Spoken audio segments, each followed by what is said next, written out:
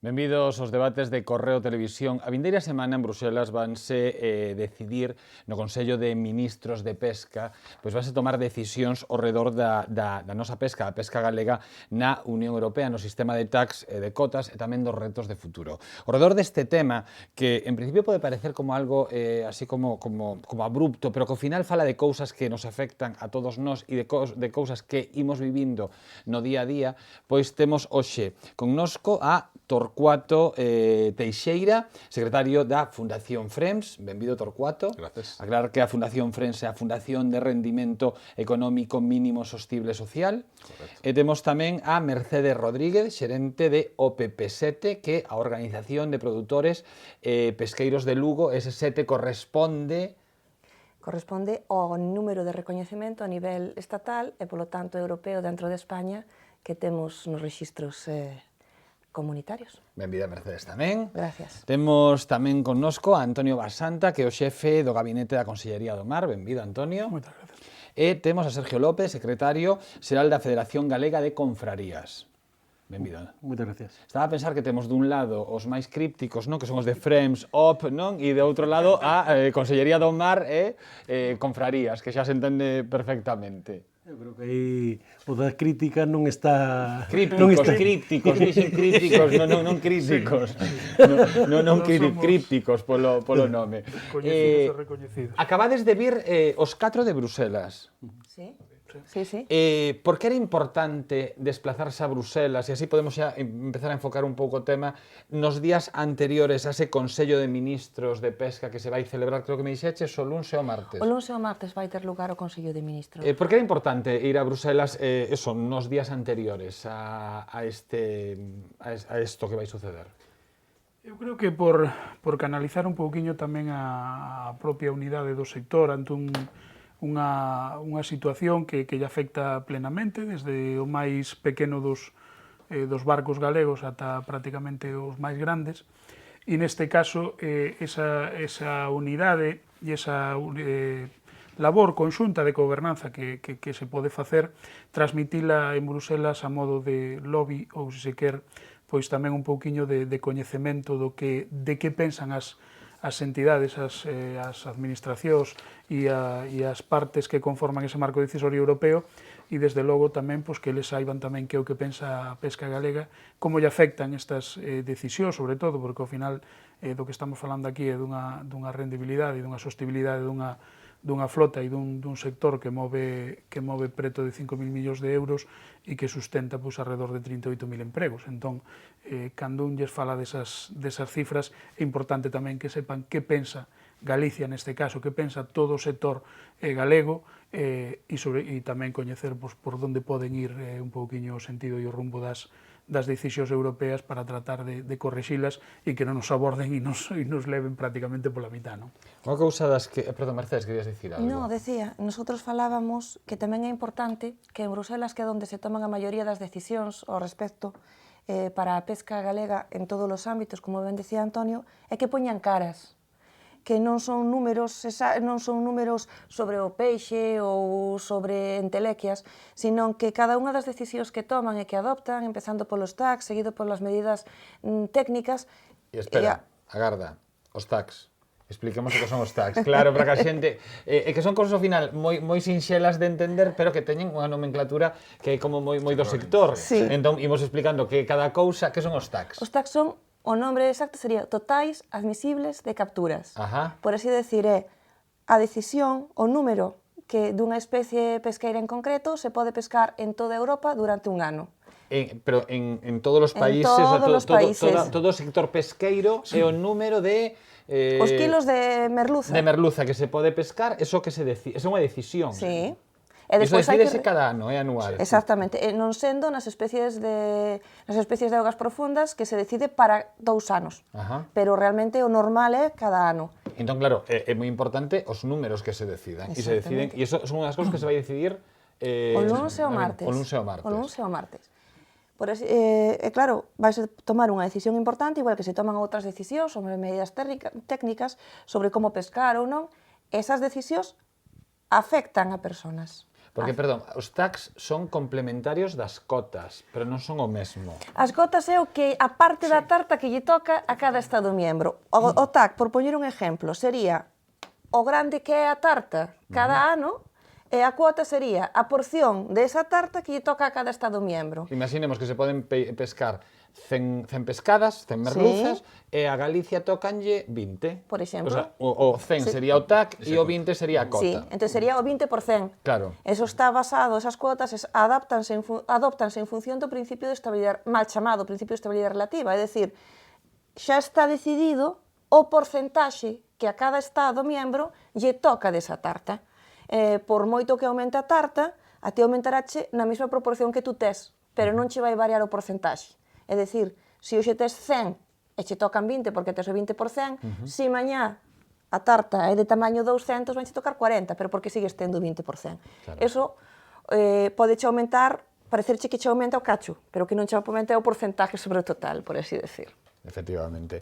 Unha cousa que me chamou a atención, seguindo un pouco ca vosa viaxe a Bruselas destes días pasados, foi que pudeches compartir puntos de vista cos flamencos. E a pesar de que a súa flota é moito maior, os problemas ao final son similares, non?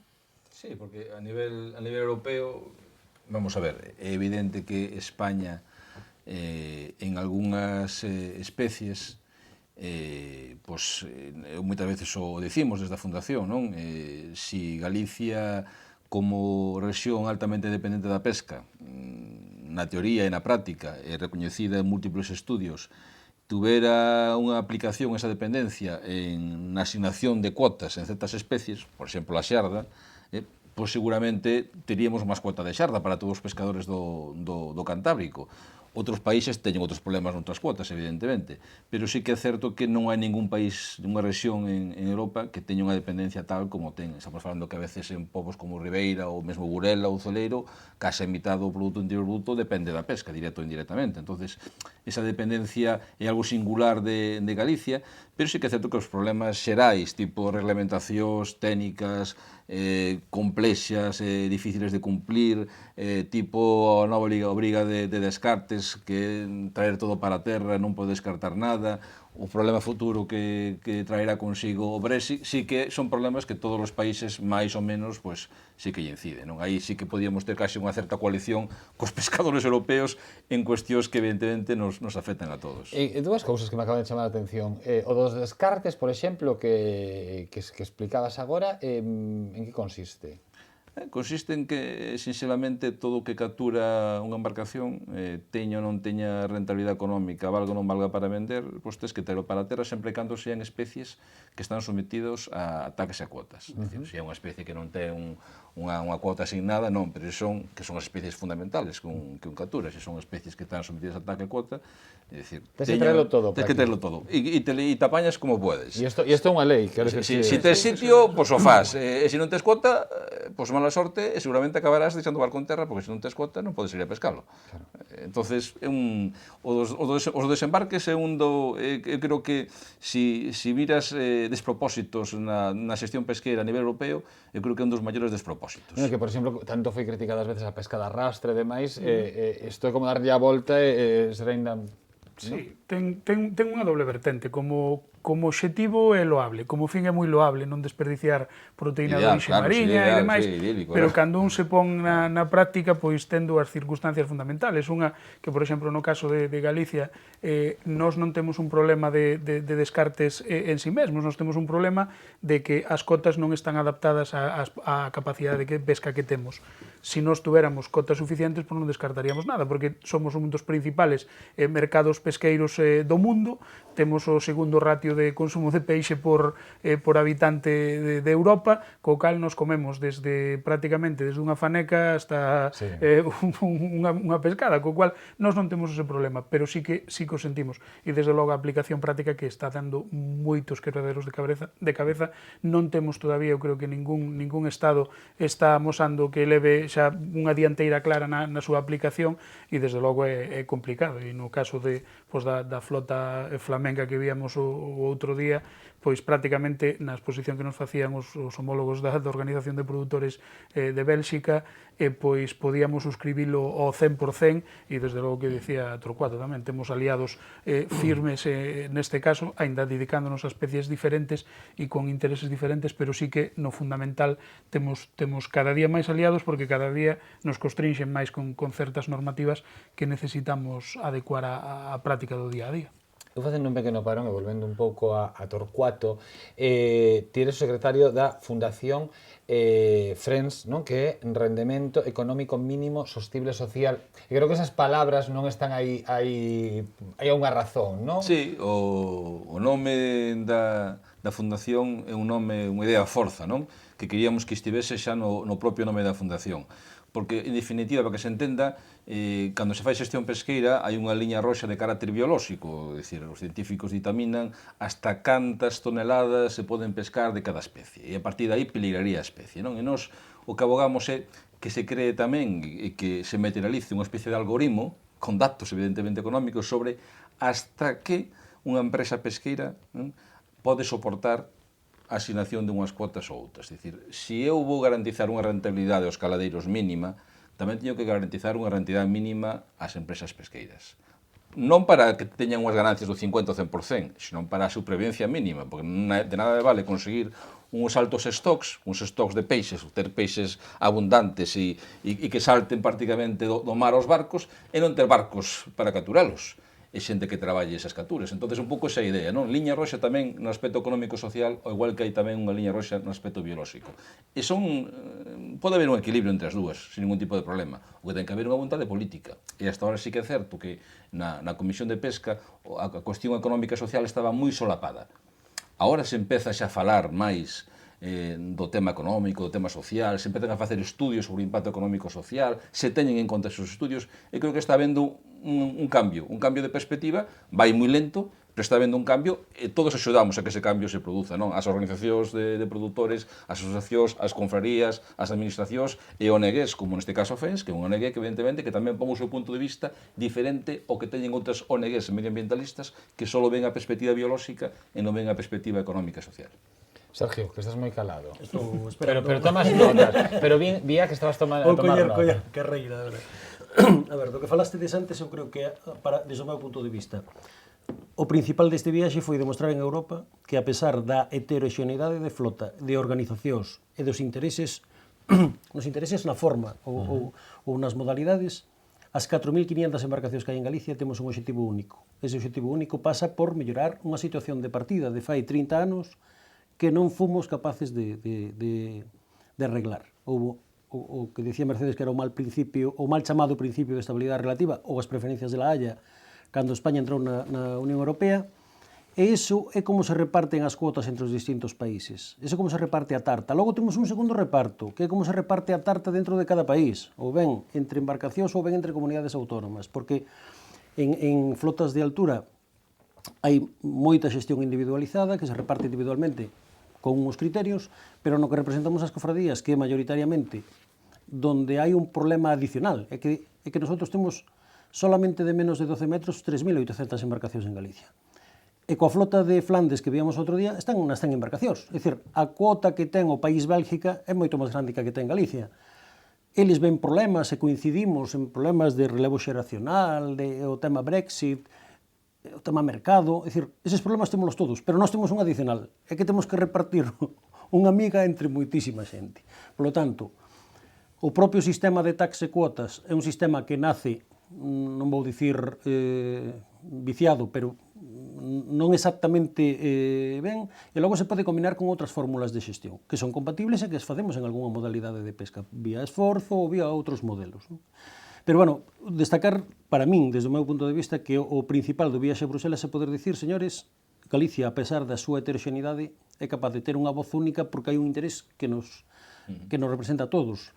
A parte máis social, que somos os máis pequenos, a parte de altura, a administración, as ONGs que están traballando na parte socioeconómica da pesca, porque ao final, é que vivimos delo.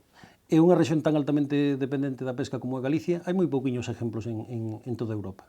Falando de exemplos, imos poñer exemplos exemplos que vai entender moi ben o espectador, como son as reduccións, non? As reduccións en cotas, por exemplo.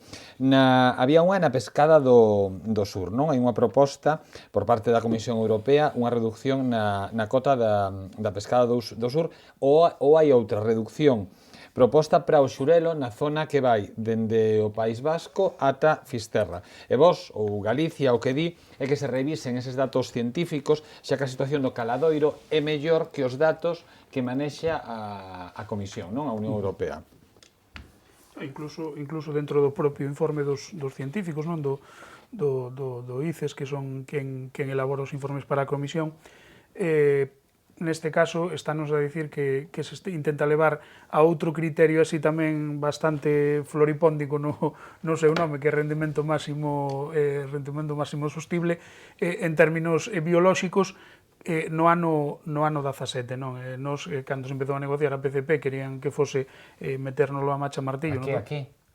Que as persoas a negociar a PCP. A PCP, sí, a verdade é que tendemos a falar entre nós e con bastantes acrónimos, e ademais política pesqueira común. Claro, iba ben e xa me perdí. A política pesqueira común, que digamos que é menos común das políticas. Vos entendedeme, eu entendo, claro, e ao final, claro, vale, a política pesqueira común. Sí, cando se empeza a negociar a política pesqueira común, pois plantease meter ese nivel de rendimento máximo sostible, que digamos que sería un nivel no que se lle pode extraer o caladoiro esas toneladas sin perder a capacidade de renovación, non? E pois empezas a negociar e dicenche, no, en 2015, nos tirando pois da propia definición que se fai no cumio de Johannesburgo para o medio ambiente, decimos, non, facerase no 2015 se se pode e a máis tardar no 2020, deixenos ustedes esa flexibilidade. E neste caso, pois no caso da pescada do sur, que é a do Cantábrico, que prácticamente pesca todo tipo de flotas de litoral e de artes menores, pois neste caso, aplicando ese criterio no 2017, claro que ten que haber un 36% de reducción. Si nos vamos a termos máis amplios no tempo, 2018, 2019, pois prácticamente se podría facer a mesma recuperación do recurso pesqueiro sin prácticamente recortar nada ou mesmo medrar. Co cal, pois, ás veces daste conta que as decisións que se van a tomar ali en termos de xestión pesqueira non cadran co que falamos, non? Co manter ese stock mínimo de pescadores e de barcos, que ao final é o que nos leva a decidir. E no caso, outro día vímoslo ademais en Bélxica, nos fixemos un importante esforzo de adecuación da flota e eles, pois, quedáronse, por exemplo, en 65 barcos que faenan en augas europeas non territoriais belgas, pois quedáronse en esos 65-67 barcos de 200 e moitos. Claro, con eses índices daste conta que, como diría o vello refrán galego, toda a terra che país e todos estamos sometidos a un constreñimento que non debería ser. Por eso seguimos dicindo, oiga, mire, os datos danos de outra maneira, leve usted as decisións de gestión a máis largo plazo e denos a capacidade de asumir isto de outra maneira para que nos permita manter a sostenibilidade dunha flota da que vive xente, da que temos cara nomes e todos os días baixamos a un porto se embarca nun barco, co cal que os señan conscientes. Unha cousa, ademais, no caso da merluza do sur, na pescada do sur, en esa pescadilla, en esa merluza que pescan os barcos que traballan no caladoiro nacional, os barcos das vetas, os barcos de volanta, do palangrillo, do palangre, do arrastre, que xa non vamos a ir a discutir ni siquiera os documentos científicos. Vamos dar por bo o que dice ICES. O que dice ICES. Bueno, pois o que dice... Quenes son ICES? ICES é o... non sei exactamente o nombre, pero os pensando que como saben? o Instituto Oceanográfico Científico a nivel internacional. Vale. Entonces, os datos deles se suponen que son son os mellores, son os mellores. É por asistir a unha reunión dos distintos sendo un programa de pesca, institutos oceanográficos. vou dicir que son os que cortan o bacalao. A nivel científico, sí. A nivel científico, sí. Ou sí. polo menos marcan as líneas por onde vai a cortar o seguinte. Son as propostas oficiais. Bueno, pois según eses datos, e dándos por vos, que nosotros creemos que son millores dos que nos dicen, coa proposta de recorte que nos meten, que é casi un 36% da pescada sur, é dicir, de deixar de pescar, pasar de 10.674 toneladas a 6.838, dun ano para outro. pois pois a biomasa, que é o conxunto de peces adultos que vivirían no mar, o que se aumentaría sería nun 40%. Vale, maravilloso. Meto ese recorte e de paso recorto barcos. Como se fora tan fácil, para o ano siguiente, se isto millora, porque evidentemente iso facería que mellorase e que o ano que ven tuveremos o rendimiento máximo sostible, me dice usted... Que hai esos barcos aí agardando, Donde fai o cos barcos? Iso por un lado. Pero é que, se mantemos o TAC do ano pasado, que xa nos meteran un recorte do 25%, estaríamos en que a biomasa se incrementaría nun 20%. É dicir... Estaba mal informe do ano pasado, está mal agora. Entonces, si se vai incrementar un 20%, permítame usted, polo menos, manterme, e o ano que ven, si ve que sigue faltando para chegar a esos niveles, pois recórteme ou déixame seguir igual, non me aumente tanto. Eso agravado co feito que ainda non sabemos se estamos ou non estamos dentro dun plan de recuperación, porque Bruselas ponse as normas para saltárselas a torera, ella. Estamos nun plan de recuperación, supuestamente, onde por unha parte nos reducen o esforzo pesqueiro, pero a ventaxa é que teríamos certa estabilidade, máis menos 15%, non poderían subir. Síguenos recortando o esforzo pesqueiro, é dicir, os días de pesca no mar, e, sin embargo, o que recorte que nos queren meter, e que xa de feito ano pasado nos meteron, supera con moito 15%. Ou unha cosa ou outra, pero as dúas á vez... Vostedes din que o Galicia di que a proposta é bastante negativa para o sector pesqueiro e claramente mellorable.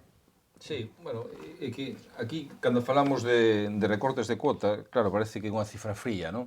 Bueno, pois tiñan 9.000 toneladas, pasan a 6.000, claro, pero eso conleva moitas veces que empresas que igual eran rentables, pois deixen de ser rentables. Eso é o problema, porque aquí cando falamos de datos biolóxicos, eu claro, me gusta poñer arriba da mesa tamén datos económicos e sociais, dai un pouco tamén o orixen dentro da fundación, non? Sin barallar moito e sin liarnos moito, para ser claros, os datos comparativos que temos do período que vai do 1986, que foi cando entrou España na Unión Europea, o 2014, é que na Unión Europea perderonse 125.000 empleos. Estamos falando na Unión Europea. En España, nese período, do 86 ao 2014, deses 125.000 son 73.000 de España. É dicir, a flota que se perdeu na Unión Europea foron 87.000 buques nese período, do 86 ao 2014. En España, deses 87.000, perderonse 10.000 buques. É dicir, os datos do impacto económico-social que teñen maiormente, e a maior parte das veces, estas decisións que se adoptan de recortes de cuotas son brutais en termos de emprego, non? O problema é que, cando unha empresa desaparece, ese emprego non se volve a recuperar. Desguázanse os barcos, desguázanse con axudas públicas, e a maior parte desos buques, como se desguazan con axudas públicas, non se pode volver construir capacidade, non? Unha vez que Explícame eso, que me parece moi curioso. Sí, é algo que non... Cando unha empresa, un barco se desguaza, a maior parte dos desguaces se realizan con axudas públicas. Con axudas públicas? Sí, con axudas públicas. Por que, pregunto? Porque hai unha liña de axudas, que é un pouco para reconvertir e axudar a que a flota se adapte aos recursos disponibles. Entonces, con esa finalidade, hai varias medidas, e unha delas precisamente, que remata ahora en decembro de 2017, é a posibilidade de que as empresas podan presentar un barco, chámase para paralizar, para desguazar. E hai axudas públicas para esa acción. Pero claro... Pero non o desguace físico do... Sí, se rompe, se corta e desaparece o buque. O Estado nunca máis vai poder recuperar esa capacidade que fixo desaparecer. Imaginemos que de repente aparece centos e centos de toneladas de merluza ou de xurelo ou de xarda. Da igual. A súa capacidade que usted retirou, falábamos antes, claro, que usted retirou xa non pode recuperarla. Aínda que aumenten a cota en algo, senón... Pero esos datos económicos e sociales son verificables, porque eu se me desfaigo dun buque de 11 tripulantes, sabemos que son 11 tripulantes que se quedan na rúa, evidentemente, e ademais non son 11 postos directos, máis uns 4 ou 5 indirectos, estamos falando de 65 postos de traballo potenciais que desaparecen. Eso ninguén o pode discutir. Sin embargo, os datos científicos en que se basa moitas veces as decisións son errados en moitísimas ocasións. E a parte de errados, evidentemente, como calquera outra ciencia, a bioloxía mariña, está evidentemente chea de grandes incertidumbres, e teñen grandes fallos, é dicir, non son infalibles ni moito menos. Entón non podemos facer nin adoptar decisións dese calado social e económico en base único e exclusivamente a dos científicos que moitas veces erran e que ademais os propios científicos son conscientes de que non son infalibles, de que non entenden moitas veces o comportamento biolóxico das especies mariñas. E o que é máis grave, agora, aparte da cuestión propiamente dita da actividade pesqueira sobre as especies, hai outra actividade tan dañina como a actividade pesqueira, que é a contaminación. A contaminación, cambio climático, acidificación, etcétera, etcétera. Os microplásticos, todo isto está incidindo de forma moi directa e grave nos recursos pesqueiros. Non son os pescadores que non están incidindo ahora de forma grave sobre os recursos, sino que esta contaminación que padece a sociedade civil, por suposto, e os propios pescadores, que se ven privados seguramente de maiores capturas de que se non houbera esa contaminación. Falaba Torcuato de cando entramos na Unión Europea e claro, neste ano tamén hai un cambio do que se falou, que é a situación política no Reino Unido. O sea, como mudou, como afecta? Pois nós creemos que do Brexit pode ser unha ameaza, pode ser unha oportunidade. Todo está en como afrontemos, desde logo nós, desde o primeiro minuto, cando sale o resultado do propio referendo, adoptamos desde a Consellería a decisión rápida de analizar como pode afectar e en que ámbitos pode afectar ese Brexit no sector pesqueiro, non? Vemos, bueno, pois a parte de ter na nosa parte unha flota que faena en augas do Reino Unido de bandeira española, temos tamén flota de capital galego que faena baixo o pabellón do Reino Unido nas augas británicas e no resto das augas irlandesas e francesas, pero temos tamén flota con bandeira das Illas Malvinas, que non olvidemos que é unha colonia do Reino Unido, e temos tamén a afectación que pode ter sobre o mercado e outras cuestións como liberdade de movimentos de traballadores e demais, e capitais e demais.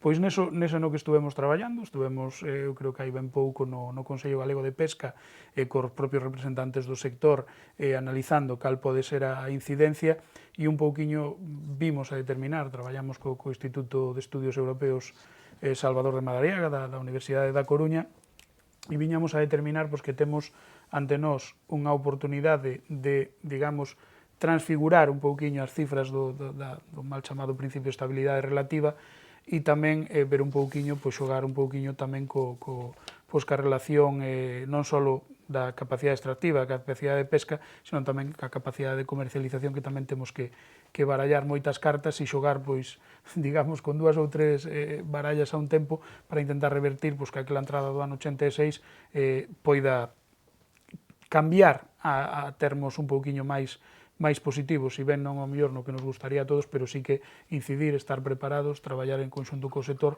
para intentar revertir ese Brexit, que pode ser un punto de inflexión para a nosa pesca se observamos como unha oportunidade e vamos hacia adiante nesa negociación. Perdón, Sergio, di. A ver, complemento o que dice Antonio. Antes falábamos que o sistema de taxas e cuotas é unha tarta. É dicir, vaise alguén que ten unha parte desa tarta.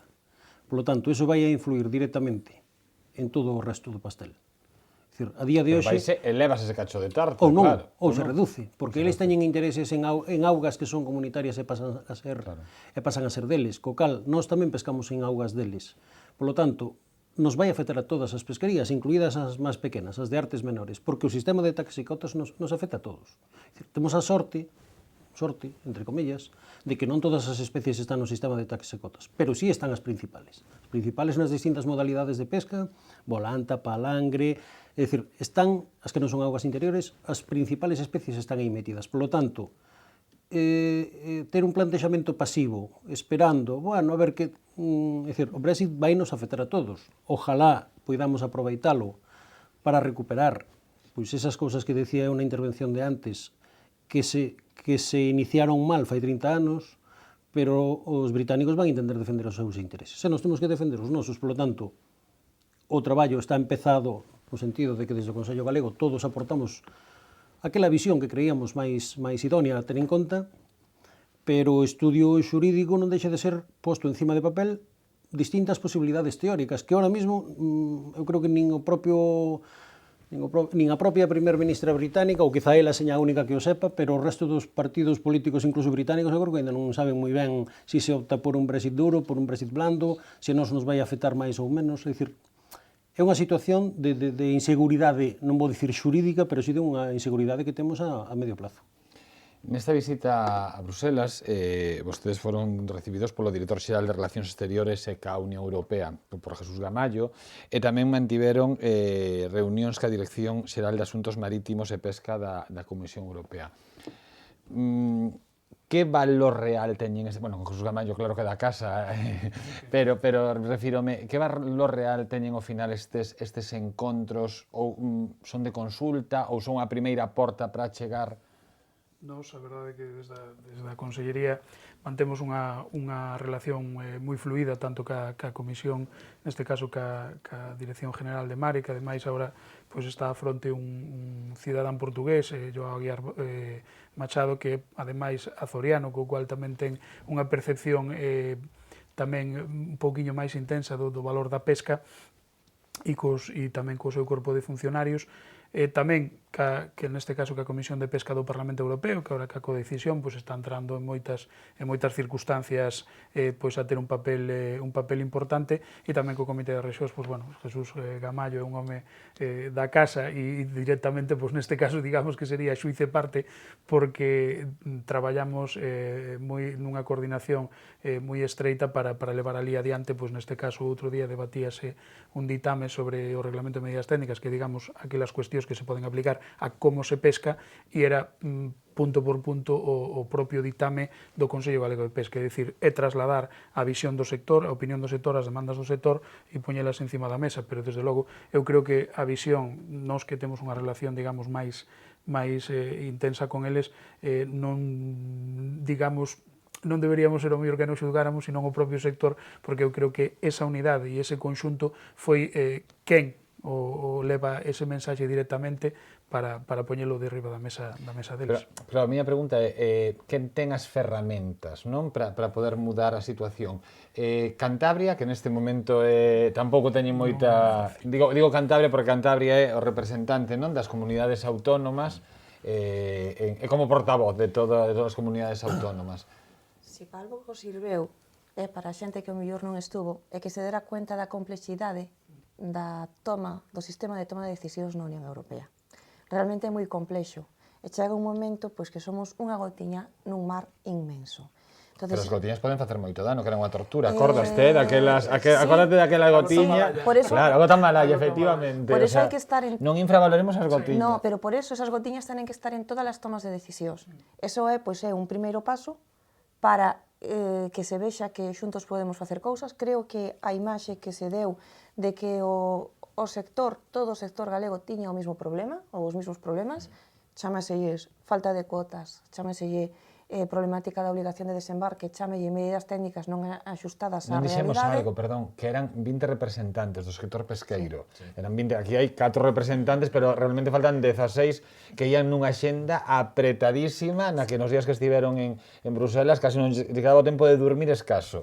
Sí, no, deu-nos tempo a algo decir, algo de cada unha. Creo que lles quedou claro que os problemas eran comuns e que eran importantes. E o que dixen antes, puxéronnos cara a quen nos vamos ver afectados polas tomas de decisións.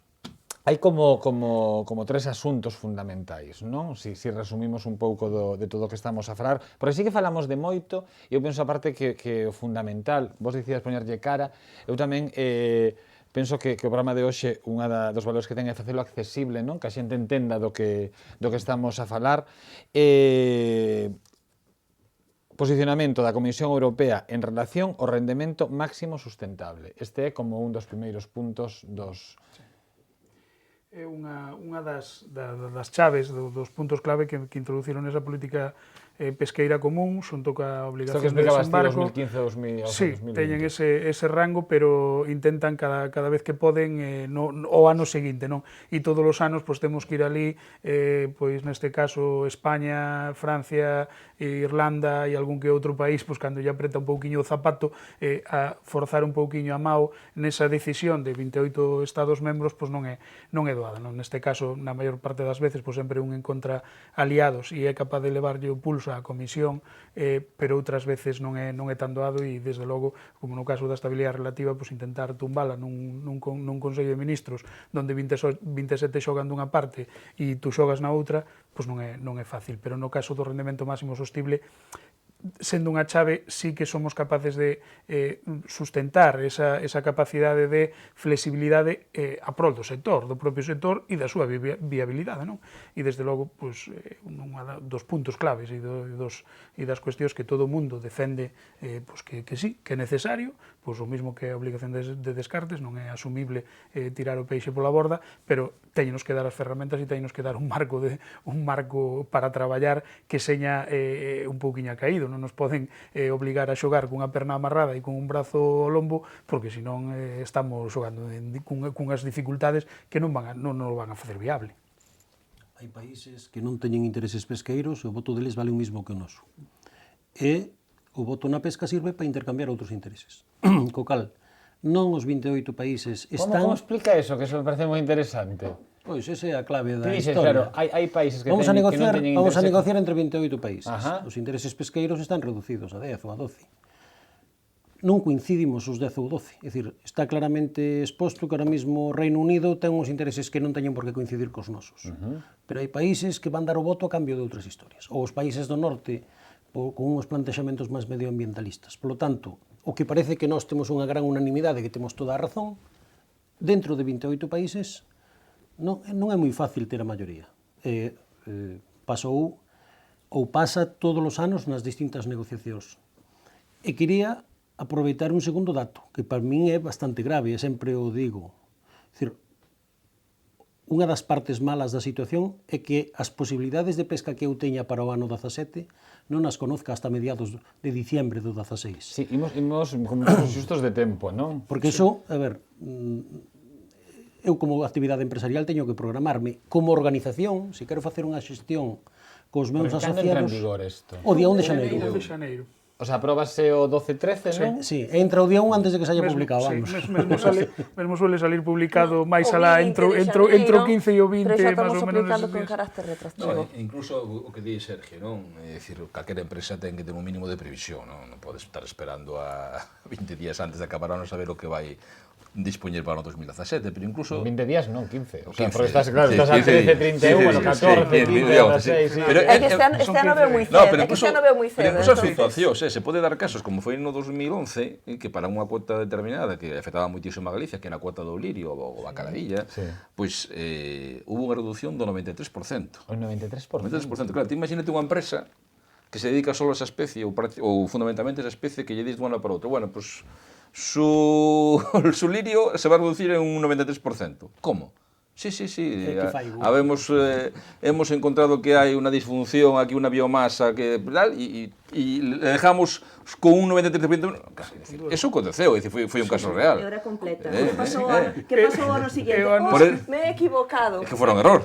Por eso estou sempre pedindo un pouco de previsión, claro, e estabilidade. O sea, esperad que igual nos escoitou isto. Pasamos dun ano en que hubo unha reducción dun 93%, o sea, o ano seguinte houve un incremento... Volveus a multiplicar por 863. Es que nos hemos equivocado. É dicir, pasamos de 11.000 toneladas a 1.000 e o ano seguinte volvimos das 1.000 ás 11.000, así como por arte de maxa.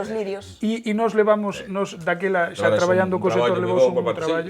Vamos a ver, sí que é certo que os traballos que se fan sobre o impacto económico e social, moitas veces a propia comisión, que é quen decide, que fai as propostas, perdón, depois agora colegisla, pero hai que fai as propostas, non ten eses datos. E aí sí que é importante, porque un pode ter unha retórica moi brillante, que hai moita xente con unha retórica moi brillante en moitos sitios, e tamén na pesca. Pero claro, se chegamos a Bruselas diante da comisión e facemos un discurso espléndido, pero non lle aportamos así como algún outro documento científico, que cuantifique, que fundamente e tal, non se fai nada. E aí sí que cada vez máis se está traballando con ese tipo de actuación. Se vai a Bruselas non para chorar, nin para facer terapia de grupo, non, temos informes detrás, sea da Consellería, sea do Instituto Español Oceanográfico, ou sea da Universidade de Santiago, etc. Temos estes informes que acreditan isto, señores.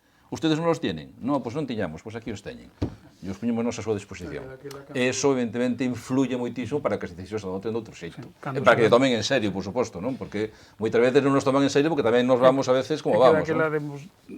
demostramos, vamos, cos datos e co estudio que realizou a Universidade de Santiago, pois que simplemente esa baixada do 93% no lirio, que non é unha especie, digamos, económicamente das principais, digamos que estaría, pois, ao mellor, entre as 5 ou 7 primeiras, pero aquilo impactaba directa e indirectamente en Galicia por encima dos 40 millóns de euros. Sí, claro, cando se dan conta, dice, ui, unha decisión aquí de pequena monta para eles, para nós supoñenos 40 millóns de euros. Eu non sei quen está disposto a prescindir en plena crisis de 40 millóns de euros, pero desde logo Galicia non podía permitir. O ano seguinte suben, e ademais foi así unha cousa como un poquillo, ou incluso o caso da pescada do norte, non? Da que se pesca en Gran Sol. É dicir, durante 2-3 anos estivo o Instituto Español de Oceanografía e a propia subdirección de investigación da Secretaría General de Pesca de Madrid, pois insistindo en que o ratio de, digamos, de multiplicación ou da abundancia polo que multiplicaban a taxa de reproducción da merluza, pois que estaba equivocada, e eles, pois non, ali había un señor inglés con moita flema que che dicía, no, somos los más mejores del mundo mundial e non podemos estar equivocados. E como es como el bacalao, efectivamente, e medra como o bacalao. E hasta que un ano dixeron, ui, no, equivocámonos. Isto non é 0,24 que é 0,48. E entón multiplicámoslo polo doble e o ano seguinte pois, subíronos o 48%, o ano seguinte volveron a subir un 16%, e de repente, en 3 anos, chegamos ao 92% de aumento, despois de estarlles dicindo o propio sector, oiga, mire, é que nunca houbo tanta merluza, é que me está usted obligando a parar de pescar porque cada vez que eu meto a miña arte no mar, traigo merluzas, ou incluso ter que deixar de pescar cigalas, porque si traballo nesa zona vou coller moita merluza e cando chega a cigala xa prácticamente xa agotei a miña cuota de merluza, que é un caso, sería o absurdo levado a esa circunstancia, e iso non pode ser, e claro, cando dices que multiplicas en España, se Galicia ten un valor añadido bruto que multiplica por 10 o que fai o que ten España, pero por 25 da Unión Europea, pues cada decisión que teña multiplica máis usted por 25. Entón, claro, non é lo mismo un golpe de un newton que de 25 newtons, e nosotros levamos sempre o golpe máis duro.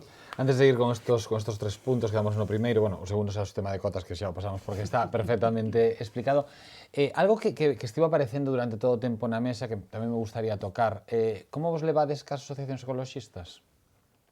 Eu, se queres, Sandra, podo decir que me levo francamente ben. É dicir, francamente ben desde a transparencia. É dicir, que ni fixeches varias veces referencias a... É dicir, eu represento a ONG, pero o que lle estou dicindo ás ONG medioambientalistas é que a sociedade civil non só a poden representar eles. Pode haber outras ONGs, como neste caso é a Friends, que tamén representa a sociedade civil e que pode ter puntos de vista diferentes e que somos compatibles. Curiosamente, as ONGs medioambientalistas en certas institucións, como poden ser consellos consultivos, que son consellos asesores da Comisión en materia de pesca, cando unha ONG diferente ás medioambientalistas intenta introducirse dentro do seu grupo, pois se poñen de uñas, porque queren seguir dando un único discurso como sociedade civil, puramente medioambientalista, en si que se fala dos aspectos económicos e sociales. Entonces, particularmente, a Fundación Friends, por exemplo, se quere ben con as ONGs, porque entende que todo o mundo, incluso os ambientalistas, ten que aportar algo. Decir, pero despois ten que haber un equilibrio, e non me podes ti patrimonializar a sociedade civil. A sociedade civil é diversa e plural, non só é Oceana, non só é Greenpeace, etc. Tamén hai outras cousas. E iso a veces as ONGs medioambientalistas que están moi mal acostumbradas porque tuveron moita influencia sempre nas institucións europeas e foron elas as que daban un único discurso da sociedade civil, pois agora empezan a haber outras institucións que tamén teñen un discurso dentro da sociedade civil e iso evidentemente non lles gusta porque se rompe un pouco esa homoxeneidade, non? Dicía que o seguinte punto, era un punto que tiñamos tamén que tratar, porque estaba sobre a mesa, porque ti en varias ocasións, aparte, fixeches referencias a, non somente dentro un punto de vista ideolóxico, o segundo punto era o dos tax e as cotas, penso que ninguén que este vendo este programa xa non sabe neste momento, xa sabe a que nos referimos, a tarta e o cacho de tarta, como explicou perfectamente Mercedes. E a terceira, penso que o tema que ten o nome máis feo de todo, especies secundarias, ata aí ben, pero tamén denominadas especies de estrangulamento. Vamos a decir un nombre todavía máis complicado desta jerga que temos. Choke especies. Eu non sei inglés, pero esas palabras sei máis. Pero ainda soa mellor que especies de estrangulamento. Pois é o que queres, ou por tocar as narices chamolle especies de estrangulamento. A que nos referimos con isto? Son aquelas especies que das cales tú tes unha cota moi pequena, ou non tes cota, que están suxeitas ao sistema de taxa e cotas, e que no momento que tú acabes despois de pasar unhas excepcións de mínimes de un tanto por cento, tens que paralizar a túa embarcación. Nos mañá na Federación Galega organizamos unha sesión informativa precisamente con técnicos da Secretaría Xeral de Pesca para informar directamente tanto a patrós maiores como a armadores, porque isto incorporouse na PPC que se aprobou en diciembre do 13, o calendario iniciouse con pesquerías peláxicas que son pois, tema cerco, no ano 15, que non é unha pesquería conflictiva, porque máis ou menos a pesca deles é unha pesca obxectivo moi clara.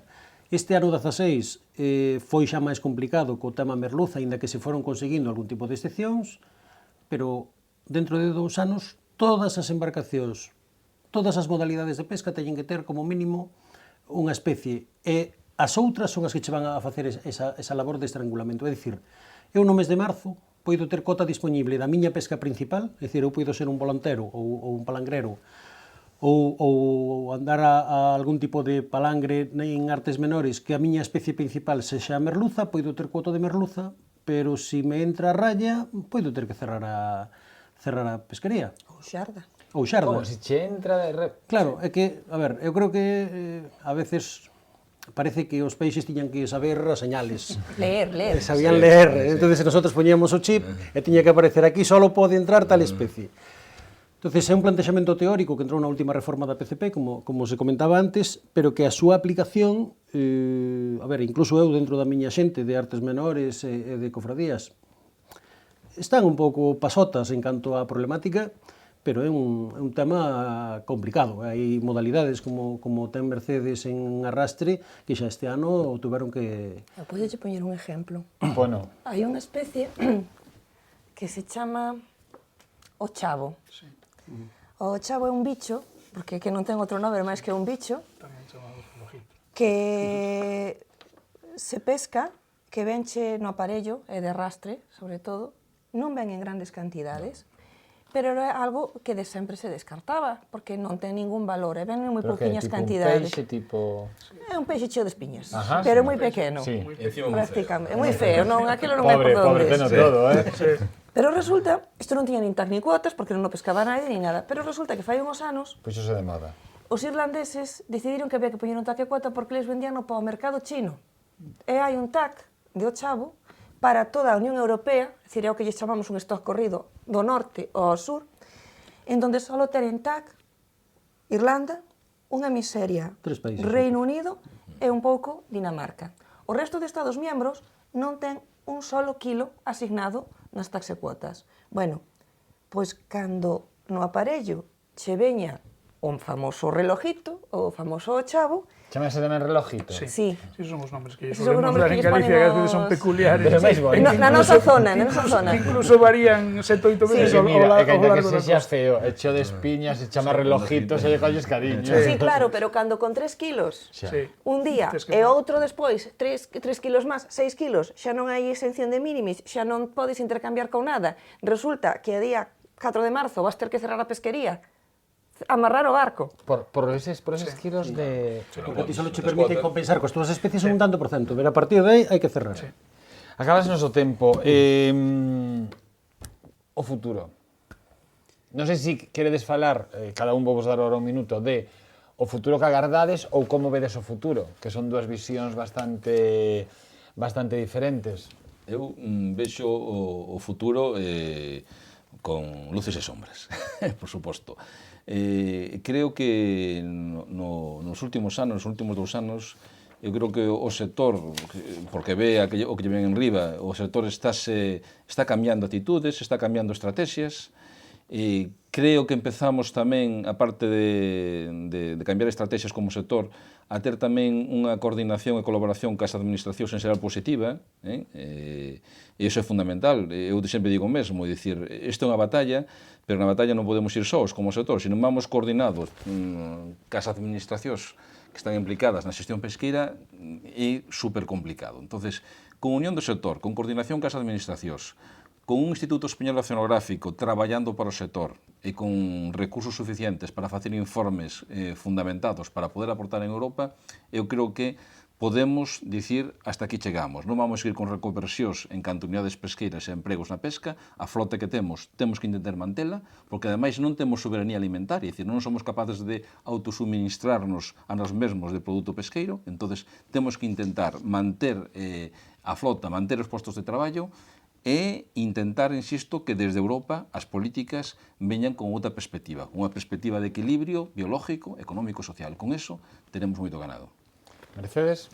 Eu son unha persona optimista e de verdad creo que a pesca é unha actividade de futuro a que nos están poñendo moitos obstáculos, pero levan moito tempo poñéndonos, e sí, hai unha reducción de flota, pero seguimos aguantando e hémonos adaptar, porque en Galicia dificultades poñerán, ahora que arrestos para seguir adiante, sí. Como temos que seguir adiante? Completamente de acordo co que dice Torcuato. Dunha forma unida entre o sector, dunha forma unida tamén coa administración e cos institutos oceanográficos. E no caso da administración, tenenos tamén que facer un pouquiño de caso, é dicir, confiar, non vamos estar mentindo ellos porque nos xugamos moito, nos xugamos o futuro. E os biólogos tamén ves cando falan contigo que sí que cambian a perspectiva e deso se trata, non? Creo que a actividade pesqueira ten moito futuro, creo que non nos podemos permitir o gran luxo de seguir reducindo flota nun momento en que o empleo está como está, e sobre todo que a situación dos stocks pesqueiros millorou nos últimos 5 anos de tal maneira que esa millora sobre todo é superior nos stocks que pesca a flota galega. Por lo tanto, o futuro desos stocks, ou de todos os stocks que pesca a flota galega, é moi bon, logo temos que seguir tendo barcos para poder pescar no futuro con maior brío e con maior rentabilidade económica. Antonio? Pois é a verdade que casi me pisaron o discurso, porque eu tamén son unha persona bastante optimista. Si son optimista, se o ligamos ao que dicía Torcuato e Mercedes, non temos que ser proactivos. E proactivos quere dicir, temos que levar... Temos que poñer encima da mesa ideas, temos que poñer encima da mesa alternativas viables, que a xente en Europa, nese marco decisorio, vexa que somos xente seria. Eu creo que cambiamos totalmente a imaxen do propio sector, tamén porque o propio sector avanzou, e as ideas que hai 25 anos eran a base do sector, hoxe están totalmente cambiadas, eu creo que para ben. E creo nese traballo en común, nesa triple hélice que sempre dicía Henriette Kollwitz, que dicía administración, sector e científicos, non todos da man, e todo o mundo aprendendo de todo o mundo.